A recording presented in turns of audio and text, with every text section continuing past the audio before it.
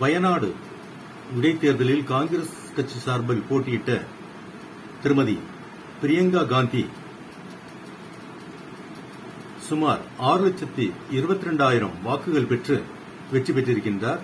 இவர் தன்னை எதிர்த்து போட்டியிட்ட இந்திய கம்யூனிஸ்ட் கட்சியின் சத்யன் மொகேரியை விட 4,10,000 வாக்குகள் அதிகம் பெற்று இந்த வெற்றியை பெற்றிருக்கின்றார்.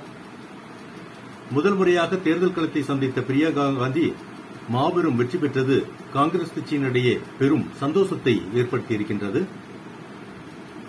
இவரது சகோதரர் ராகுல் காந்தி கடந்த 2024ஆம் ஆண்டு வயநாடு மற்றும் ரேபரேலி ஆகிய இரு தொகுதிகளிலும் போட்டியிட்டார். இரண்டிலும் வெற்றி பெற்றார். எனவே இவர் ஒரு தொகுதியை ராஜினாமா செய்ய வேண்டியிருந்தது. அவ்வகையில் வயநாடு தொகுதியை ராஜினாமா செய்திருந்தார். அதற்கான முடிவுகள் தான் இன்று அறிவிக்கப்பட்டிருக்கின்றது.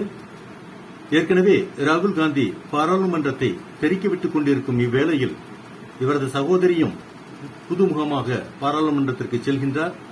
இவரும் தனது கேள்விகளால் பாராளுமன்றத்தில் எதிர்க்கட்சிகளை தெரிக்க விடுவார் என்பதில் ஐயமில்லை.